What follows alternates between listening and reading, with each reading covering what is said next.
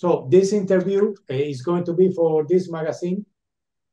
I love it. I know that magazine. Yes. Yes, yes. And I'm going to ask you some questions because I'm also work for this magazine.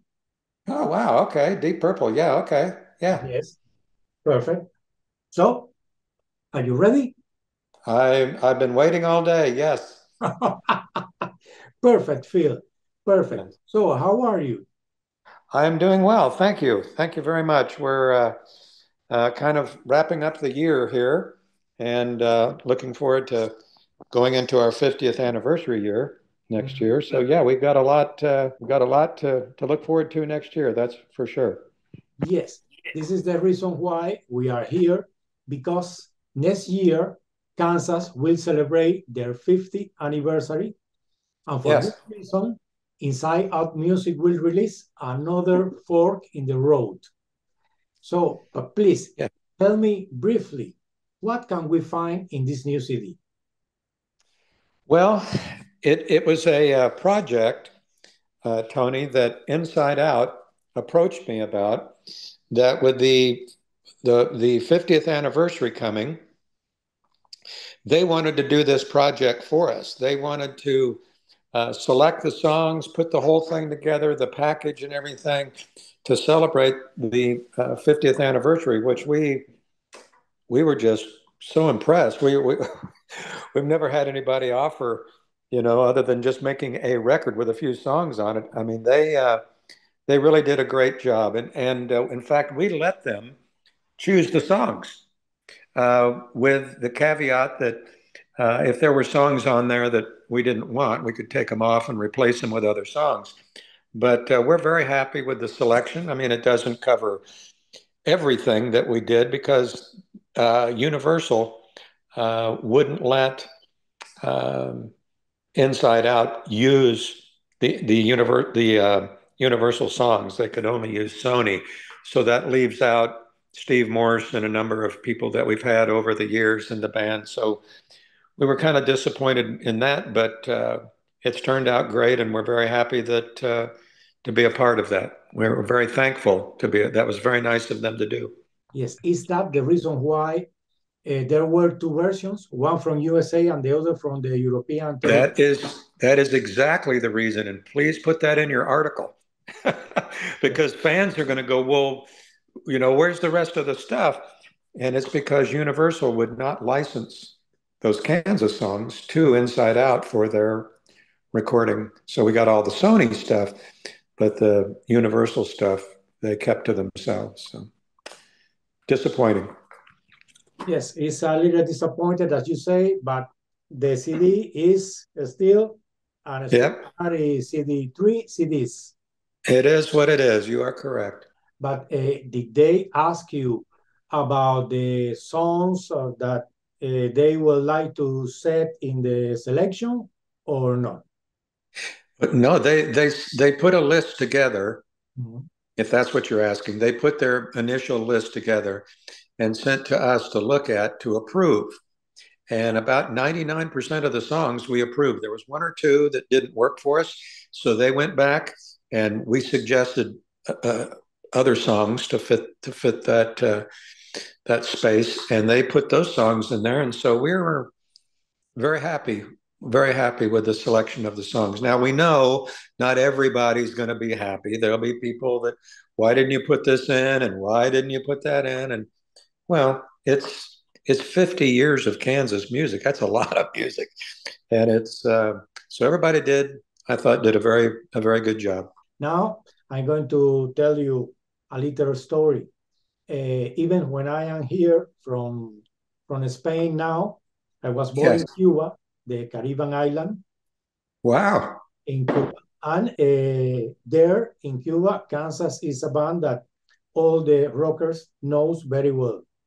Yes. Yes, and I remember that I met the band with Song for America, the CD, and I know you as a musician in this CD. And I think now that I was listening all this CD for the 50th anniversary, another fork in the road. I Yeah.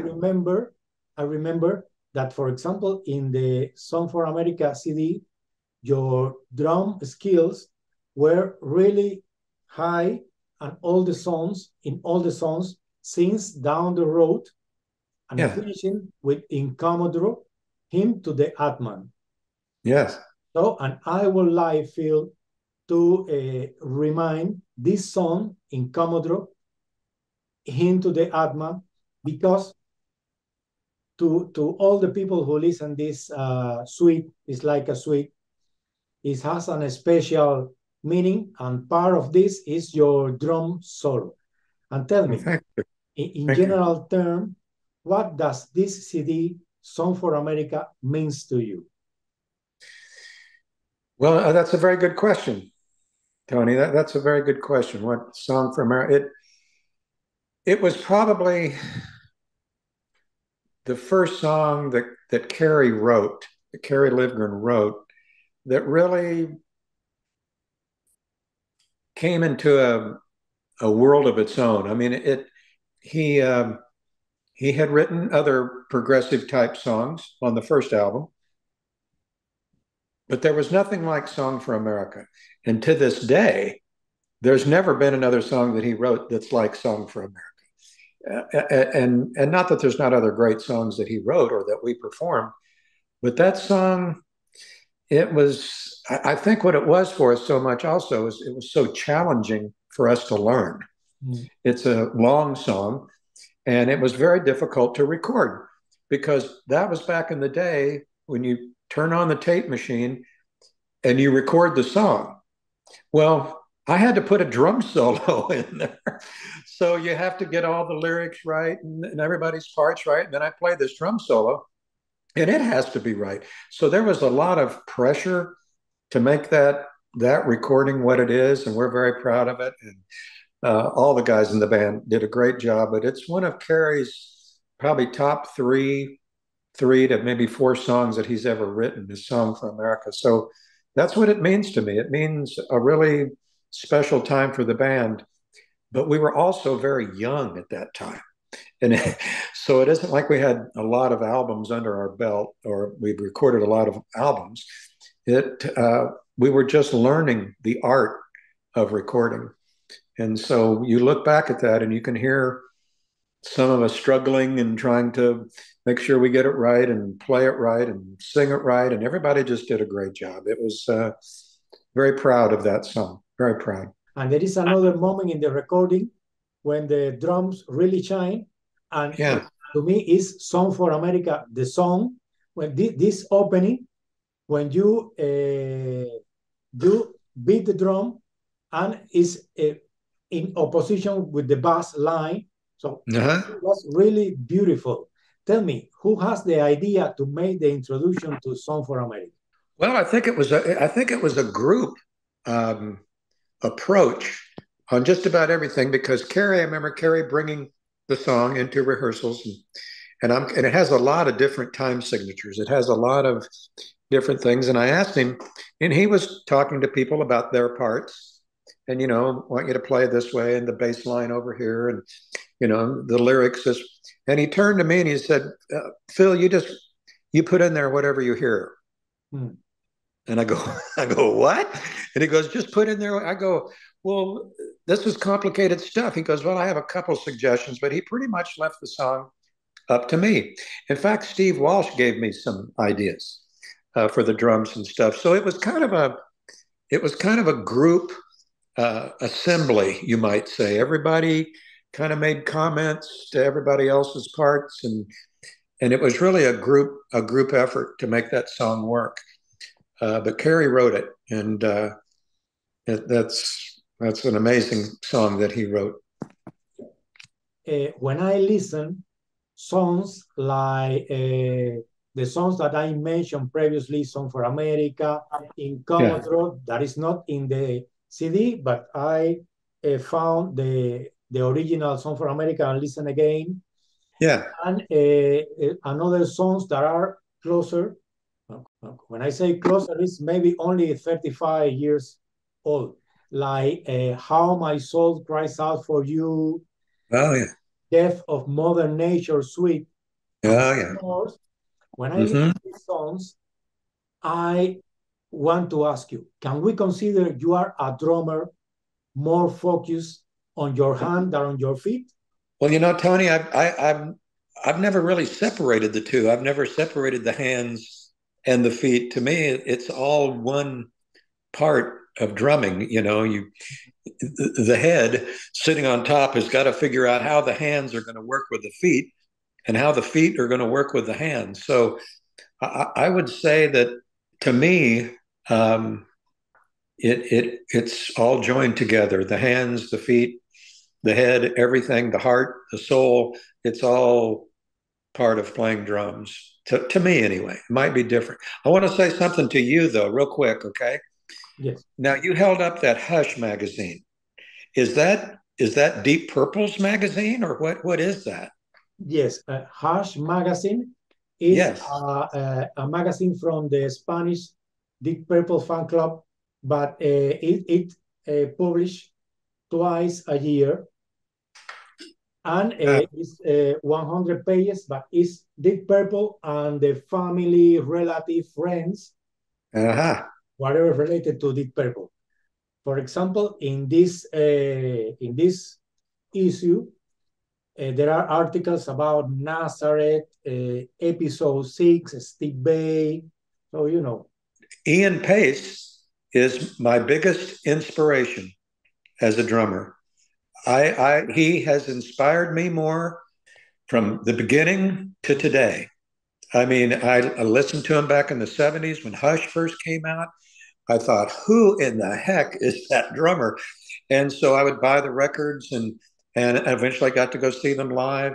And then from our band, Steve Morse joined Deep Purple. And yes, so I always told Steve, man, I want to meet Ian. That is my one guy in music I would like. And he goes, oh, he said, Pacey's a great guy. He's a really nice guy, And I said, well, but I've never had the chance to meet him or talk to him or whatever. that and that I'm a drummer because of him. Not because of Carl Palmer, not because of Buddy Rich, but because of Ian Pace. And I'm sure a lot of drummers can say that. He influenced so many drummers. So I just wanted to tell you, because I've never known anybody that knew Ian Pace except for Steve. And Steve said, well, yeah, I mentioned him to you. And he said, yeah, you could always meet up or whatever. But I've never had the opportunity. So, no. But now that you tell me this, that you are a drummer because of Ian Paice, so I yeah. say, hey, it got sense. Yes, it got sense. Yes, I was thinking that you have another influence, that it was maybe the drummer from Rush. Rush came out right, I guess. Our career had already got up and going. And most of my progressive drumming and stuff like that, things that I learned, I listened to Ian. Um, I Rush opened for us, and that was the first time I got to meet Neil. In fact, our guitar player walked in after their set, and he said, "Have you seen this drummer?" And I went, "No." And he goes, "You need to check this guy out." So then I went out and started watching Neil. He and I became friends because we were doing so many gigs together. And we were fans of Rush. Rush was fans of us. And so over the years, but my style was kind of already up and going by then. That was the 70s. And then, near the end of the 70s, I was pretty much full time Kansas drummer. And that's what I concentrated on. But I always, loved his drumming. I always appreciated it. But it was nothing that ever influenced me. Um, because uh, I was just in another part of the world. I wasn't around him or around the stuff that much. More like the guys in the 80s and the 90s and stuff. My drumming had already kind of come and gone. So I was your Ian Pace guy, and he was the guy.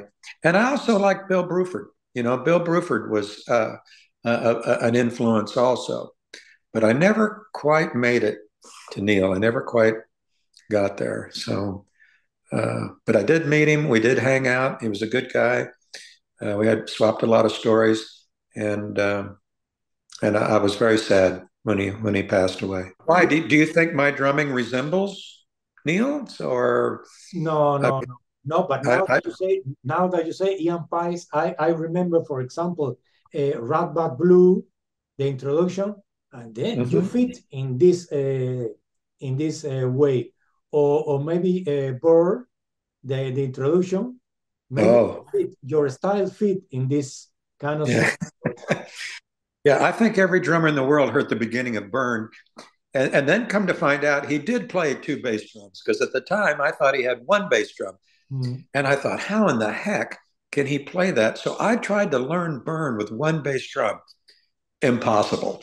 And then I read that I guess there was a bass drum in another studio. They had him bring it in and he played it. Ian is just, and of course, I'm a huge Deep Purple fan. I love Deep Purple's music, and all the guys that were in the band. But it was Deep Purple was my band, and Ian Pace was my drummer from the beginning right up to today. So, but that's just me.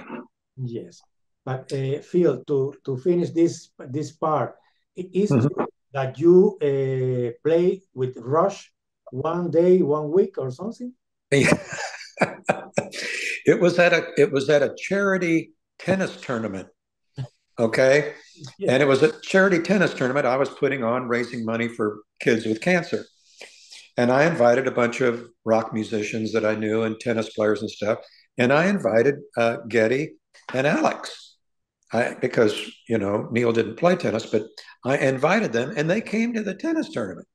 Well, we had met previously and stuff, and we played tennis. And then we had a concert, and they invited me up to play on one of their songs. Wow. That was not something I was expecting. Unfortunately, it was a song uh, that I was not familiar with, but they were kind enough to give me a cassette. I spent some time in my hotel room trying to learn stuff, and you can imagine trying to, learn a Rush song drum wise within an hour. So I did the best I could. I did okay, but yes, I did play with them for one song. I did, and it was great. And they were, but they also played with me on "Carry On, Wayward Son." Yeah. So we swapped off. I played one of their songs, they played "Wayward Son," and we rode off into the sunset. So, yeah, So, perfect, perfect, perfect to it's an hear. end of a movie, isn't it? Yeah. Yes, yes. And Phil, you started in the music, I will say the music business, but maybe in that moment it wasn't a business for you. You started as a member of White Clover. And tell me, are there recordings from White Clover or not? Yeah. Yes, there are. Yes, there are. I don't know where they would. I don't know if they would be on YouTube. I'm not familiar where those songs go, but there are. There are some recordings with White Clover. Of course, they're very, excuse me, they're very basic Mm. type of recordings. But White Clover eventually turned into Kansas, Mm. and that's where So uh, myself, Dave Hope, Steve Walsh, and Rich Williams, and Kerry Livgren too, all came from White Clover, and turned into Kansas. So, and oh, wait a minute, let's see. I think Robbie was in White Clover too. Robbie was in White Clover. So, Robbie was most of the there. Yes, guys, Robbie was there. Yes. yeah, Robbie was there. And then when we added Kerry, we became Kansas. So it's a very small town that we lived in, and there's probably 50 musicians in the whole town. So we were very incestuous. We played with each other all the time and played in his band and played in his band. There weren't that many of us around, but eventually turned into Kansas. Yes. Yes. Lucky for us, huh? And I remember that in 1980, you worked with Kerry Livgren on his first CD, Seed of Change. I remember the song Mass of the Great Deceiver because it's, Oh, with Ronnie James Dio. yes, Ronnie James Dio. And Yeah. yes, what do you remember about this CD? That was as I remember, I may be a little off, but I think that was the first solo CD that anybody in Kansas made, I think was that record. So, it was because we've been making Kansas records, and then Kerry said, I'm going to make a solo record. Mm-hmm. And he made that. And wow, I mean, that was really something special to be on that record because it was a special record. And of course, it had David Pack and a number of other people. Steve Walsh sang on it, but Ronnie James, when he sang, there was nobody like Ronnie James. Nobody. That man had a voice unlike any others.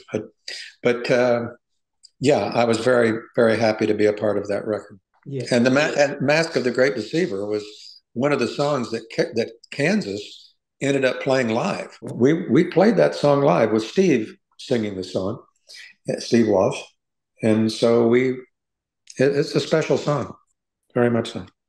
It's a special song, yes, Phil. Yes, Yeah. yes. But I have seen that you are not prolific when I speak in terms of collaboration. But I think maybe I'm wrong, but your first collaboration was on Please Don't Touch by Steve Hackett. Yes. Yes. So Yes. So Steve Walsh was in this recording too. And Yeah. yes, how this reunion took place. I think that maybe Steve Walsh recommend you, or you recommend him, or Steve Hackett knows perfectly who were you. He definitely knew who I was. He definitely knew of Kansas, and it was in England. I was in London talking to some artists about some T-shirts and stuff that we were going to be making for our American tour, and Steve Hackett was at a party. It was a party for Elton John and Freddie Mercury, if you can imagine. They were sharing a birthday. And so we got to meet different people and stuff, but that's where I first met Steve Hackett, and he invited me and Steve to play on his solo album. So that's really where it happened. And Steve Hackett and I just played on his most recent solo album, and he and I have been friends ever since. Good friends. He's a good man, and so it's. But the interesting story about Elton John, this is a good rock and roll story about Elton John and Freddie Mercury. All these people had showed up for their birthday party, all crammed into this big restaurant and stuff, and neither one of them would come inside until the other one came in first. And they never came in. Freddie would not go in until Elton John went in. And Elton John goes, I'm not going in till Freddie. And finally, they just left. So we're all standing inside going, oh, where are those guys? They left. So a little known story there, but what do I know? When Steve Walsh left Kansas, there were some auditions for a new singer. Yes. Were you in this audition? That's odd because a previous interview asked me the same thing. I've never been asked ever if I was at the audition. My father was passing away at the time, and I had a chance to go down and be with him in his last days on Earth. So I told the guys, "You guys, I'm sure you guys will pick the right guy. I'm going to go be with my father." So I did. Well, I came back. And they still hadn't picked him. They still hadn't picked anybody. So we then left Los Angeles and came back to our hometown. And a tape of John Elefante had been sent to me. And I listened to it. And he flew out and met with me and the other guys and stuff. And that's who we chose. We did do some work with him, I think, in Los Angeles, but he still hadn't been totally agreed upon. We liked him, and there was a couple other singers we liked, but we wanted to meet John, or at least I did, because I hadn't met him yet. And I'm not going to hire somebody into the band that I haven't met. So I met him, and he passed that test fine, and we added him to the band. And we did 2 more albums with him, yeah. So I was not at the audition, but I definitely was part of okaying him into the band. Yes. Yes, you were responsible for this. Everybody blames me, right? They always blame me. I get blamed for it. That's okay. I'll take it. Another interesting movement in the band happens when Steve Morse gets in. Do you remember how was this process? I ran, once it was the kind of thing that Carrie Livgren was leaving. That word got out. And I was at do you remember Robert Plant's band, the Honey Drippers? You remember the Honey Drippers? Yes. Well, they were playing in Atlanta, and I went to that concert. So I'm sitting up there, and I look up and I see Steve Morse. Well, he and I have been friends for a long time. I wave, and he waves, and he walks over after the show, and he goes, I want to audition for Kansas. I said, what? And he said, oh, I hear you're looking for a guitar player. And I went, yeah. And he goes, well, I want to audition. I said, just a second. You want to join Kansas? And he goes, yeah. I said, you don't need to audition. You're in. I mean, and of course, Rich, our guitar player, he loved Steve Morse, and I knew he did. And I knew Steve Walsh did. So I knew I didn't have to check with the guys because Steve Morse, one of the greatest guitar players ever, and he was a good friend. So we already knew him. And I said, Steve, you don't have to audition, But he did come over and play some songs with us, and we did a couple albums together. He's to this day still a good friend, and what an incredible, talented man he is. So, yeah. So I've got to play with some pretty cool people over the years, some pretty cool people, and they're still good friends. Good friends. Something that I like it and I made me feel good is that during all these years, all the Kansas member, even when you are not in contact for several years, and even when there was a moment when maybe there were some contradiction because of money or whatever, or culture or job or something, you consider that you are so not extraordinary friends, but friends. Yes. And tell me, yes, during all these years, did you feel a special feeling of friendship with some of your co-workers? Yes. Yes, that very much so. I mean, it's I don't know. I've always had a saying, never burn a bridge, because the music business is so small, as you can probably attest. You probably know lots of people in the music business. And it's one of those things that you don't burn a bridge because you can end up in a band with that person again, or you can meet them out on tour or doing an album with them. And so I've always tried to protect my relationships with everybody, either playing in Kansas or guys in other bands or whatever. I've, I see Steve Hackett every 5 or 6 years or whatever on those rock cruises or whatever. It's like old times. It's like, hey, Steve, hey, Phil, it's like you just start right back up where you left off. And it's, so yes, I am very friendly with all of them. I hope to remain friendly with all of them, and it's just they're good guys. They're good folks. I don't have any reason to. I mean, we may not see eye to eye on music or being in a particular band or whatever, but that's business. That's business. That's not friendship. And so that's me. That's just me personally. Other people will burn bridges or tell you to go whatever, and I don't work that way. Life's too short. Life's too short. Have all the friends you can, enjoy the music business. And 50 years, I'm still enjoying it, still enjoying it, and doing an interview with you. In 2009, you were part of a band called Native Window with some of the Kansas members. So tell me, why did you record it only one CD?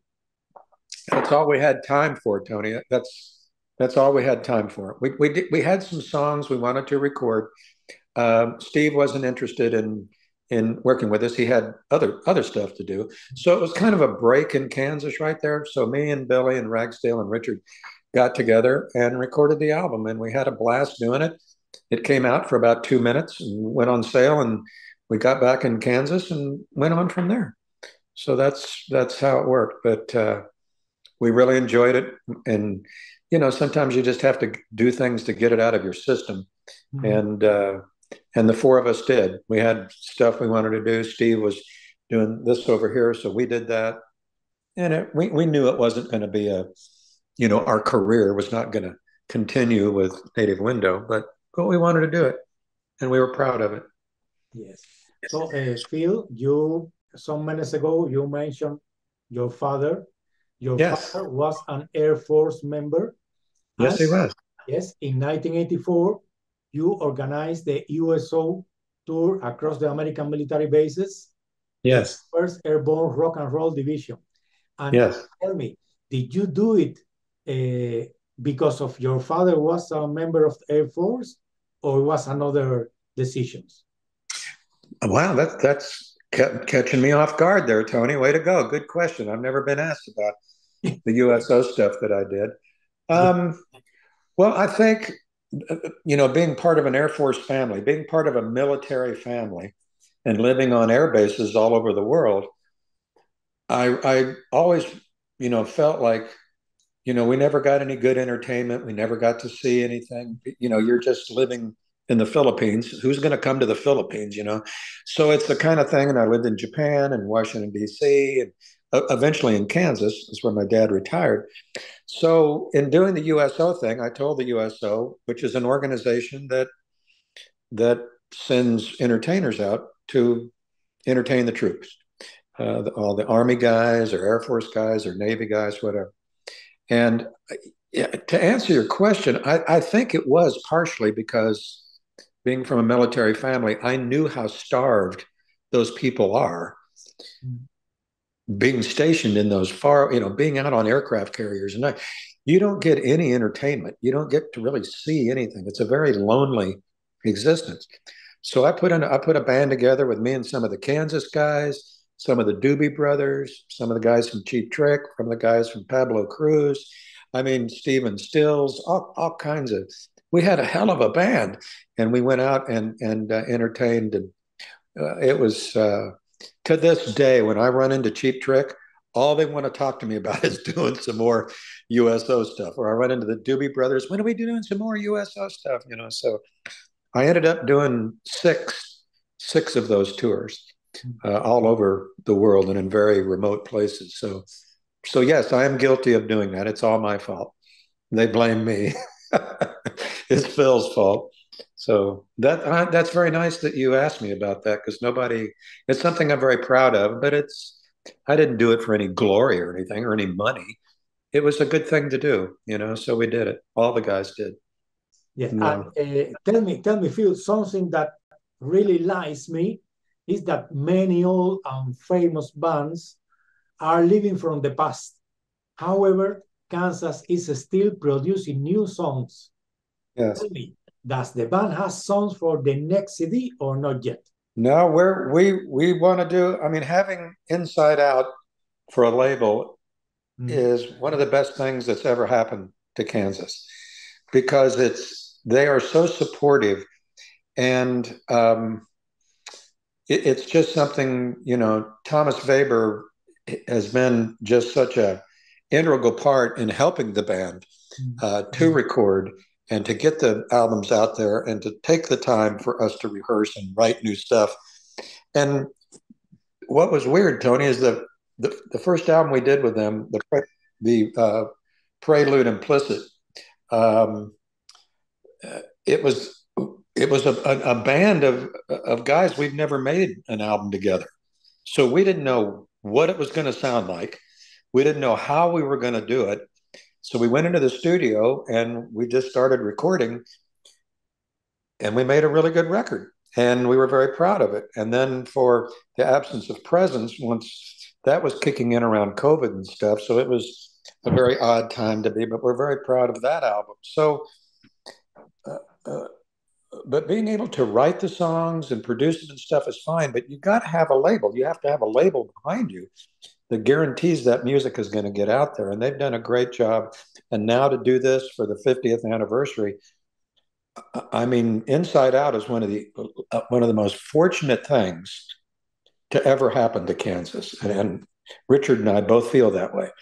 That label has done more for Kansas and keeping us going than any other thing we've ever done. It's that support means a lot. It really means a lot because a lot of labels have walked away from us. Yeah, thanks a lot. See you later. But not Inside Out. It's been awesome. That means that maybe next year you will be here in Europe, no? I hope so. I hope so. Kansas loves Europe, and we've just had some unfortunate luck in some of the in getting over there and doing what we need to do. And COVID didn't help us at all. Um, we want to come back. We hope to, but sometimes it's not up to us, Tony. Sometimes other things happen around us or to us that keeps us from coming. So just know that. Please let the fans know we want to come. We just got to figure out how we do it and how we can make it work. So, yeah, I hope we can.